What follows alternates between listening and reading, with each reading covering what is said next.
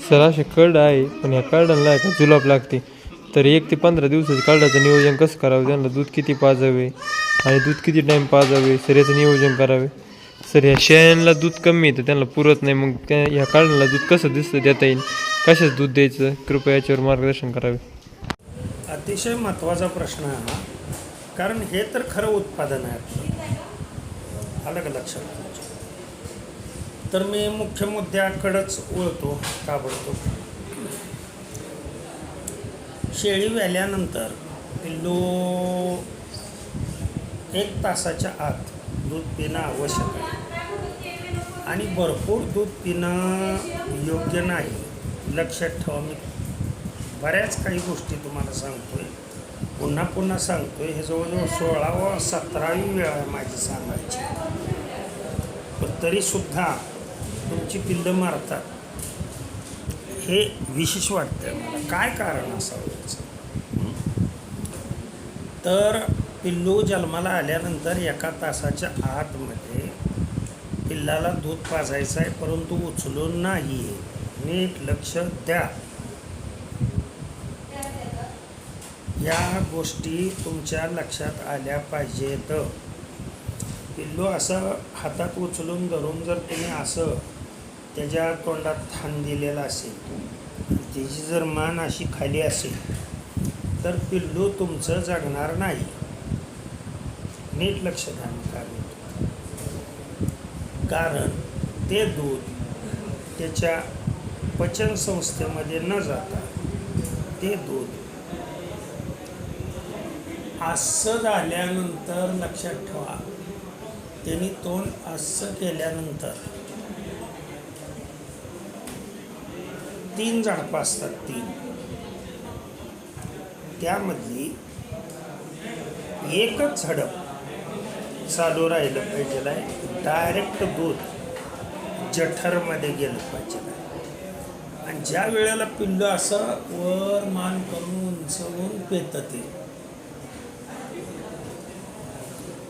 त्यावेळेला दोन्ही झडपा बंद होतात. म्हणजे जवळजवळच त्या झडपा असतात. लक्षात ठेवा.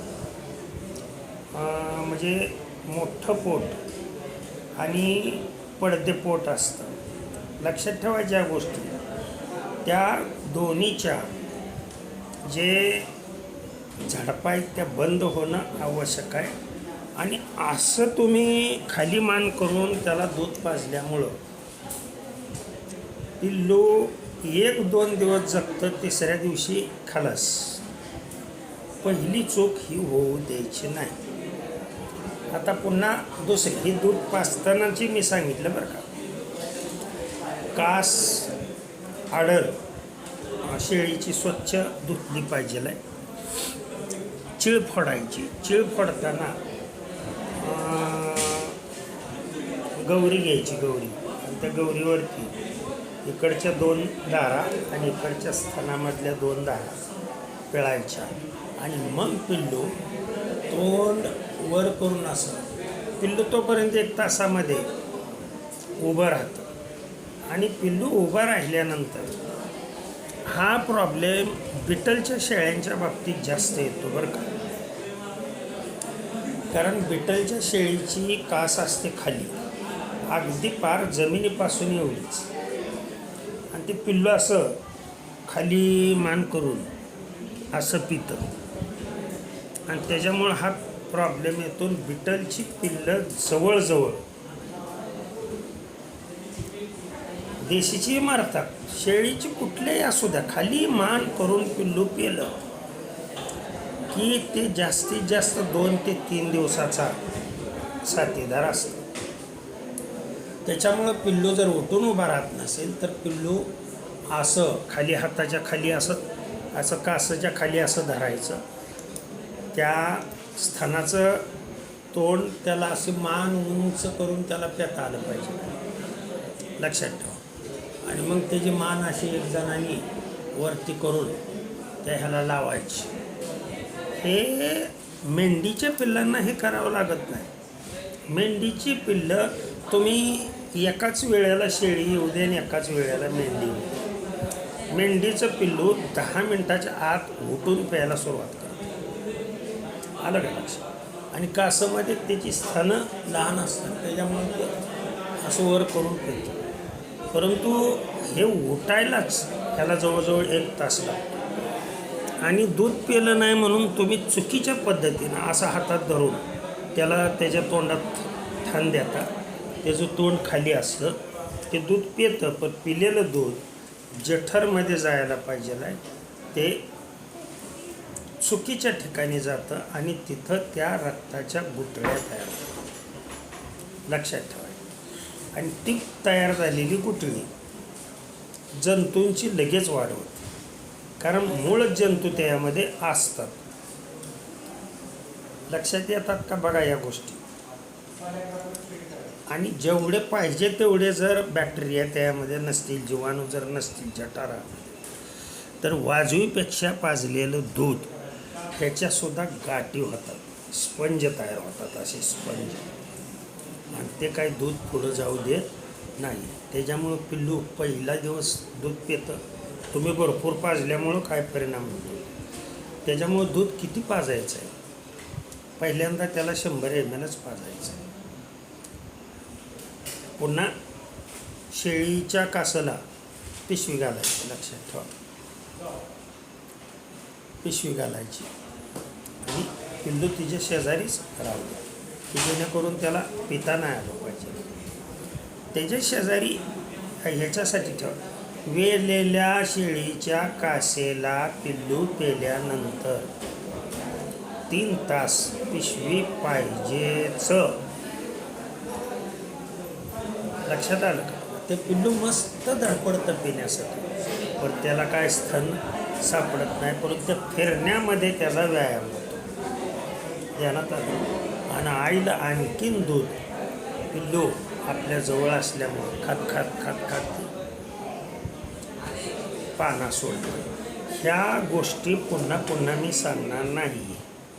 आलं का लक्षात. म्हणजे शेळी वेली पहिल्यांदा पिल्लू पाजलं की कासेला पिशवी आली पाहिजे, कारण कास सूज आलेली असते आणि घाणीमुळं बॅक्टेरिया त्याच्यावरती लगेच जमून जंतू त्या जातात आणि पुन्हा कासेचा दाह निर्माण होतो. लक्षात ठेवा.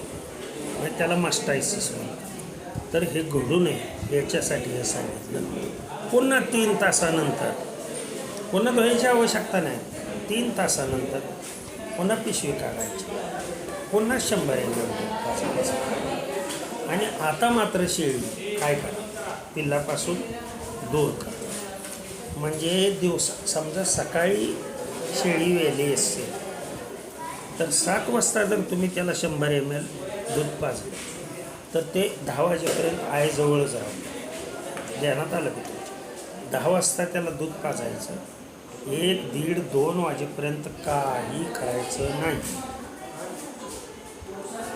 सणसणीत होतं. पिल्लाची ह्याच्यामधली पोटामधली सगळी काळी घाण निघून जाते. आणि तुम्हाला एक महत्त्वाची गोष्ट सांगतो, ही जी घाण आहे ही पिवळ्या रंगाची असते किंवा काळ्या रंगाची असते आणि अतिशय चिकट चिकट असते. त्याच्यामुळं पिल्लू पहिल्यांदा पिलं की पाठीमागं शेपटाला लक्षात ठेवा, आपलं खोबरेल तेल थोडंसं डोंगणाला त्याच्या पुसायचं. लक्षात ठेवा या गोष्टी. आणि डोंगणाला त्याच्या पुसल्यामुळं त्याची विष्ठा पडते, ती चिटकत नाही. मग आता 2 वेळा दूध पाजल्यानंतर 3ऱ्या वेळेला त्याला जरा थोडासा आता आराम करू द्यायचा. खालीच बसलं तरी चालते. आलं का लक्षात. जमिनीवरच दाटीव होता कामा नये. त्याला फिरता आलं पाहिजे, झोपलं पाहिजे, ते उठून त्याने लघवी केली पाहिजे, संडास केली पाहिजे. आणि त्याला भूक लागली की ती ओरडतं. लक्षात ठेवा. सायंकाळी म्हणजे एकदा जर सकाळी तुम्ही दूध पाजलं, पुन्हा 10 वाजता पाजलं तर 1:30, 2, 3च्या दरम्यान बघायचं त्याला दुधाची आवश्यकता आहे का झोपलेला आहे पिल्लू. झोपलेला असेल, खेळत असेल तर तसंच राहा. पिल्लू ओरडू द्या. तुम्ही नाही दूध पाजलं तरी सुद्धा चालतं आहे. लक्षात ठेवा. मग ते 3 वाजता पहिल्याच दिवशी 3 वाजता थोडंसं वायमरॉल घ्यायचं, थोडंसंच किंचित वायमॉरॉल घ्या बोटावरती, बोट स्वच्छ असावं, आणि ते वायमॉरॉल त्याच्या जिभेवरती पुसा. लक्षात आलं का बघा? या वायमॉरॉलमधून त्याला सर्व प्रकारची व्हिटॅमिन्स हे त्याला मिळतात. दूध त्या वेळेला पाजायचं नाही आहे, त्याच्यामुळं सगळं शरीर त्याचं ॲक्टिवेट होतं. नसेल व्हायमॉरॉल तुमच्याकडे तर बी कॉम्प्लेक्स, कारण जन्मलेल्या पिल्लाच्या जठरामध्ये जेवढं बी कॉम्प्लेक्स पाहिजे, म्हणजे B12 पाहिजे तेवढं नसतं, आणि त्याच्यामुळं लगेच 3-4 दिवशीपासून पुढं पिल्लं माती खायला सुरुवात करतात. तर तुम्ही पॉलिबिऑन लक्षात ठेवा, मल्टीस्टारमधलं, त्याच्यामध्ये B12 हे व्हिटॅमिन असणं आवश्यक आहे. म्हणून मी सांगितलं वायमॉरॉलमध्ये सर्व व्हिटॅमिन्स आहे. आणि जे कमतरता आहे, जी गाभण काळामध्ये त्याच्याकडं कमतरता राहिलेली ते बी भरून निघते. पुन्हा सायंकाळी दूध पाजायचं त्याला 150 ml, काय नाही तेवढं भरपूर झालं त्या बॉडीला. आणि शेळीचं उरलेलं जे दूध आहे ते काढून त्याचा खरवस करा मस्तपैकी. खरवस खाण्यासाठी अतिशय पौष्टिक असतो.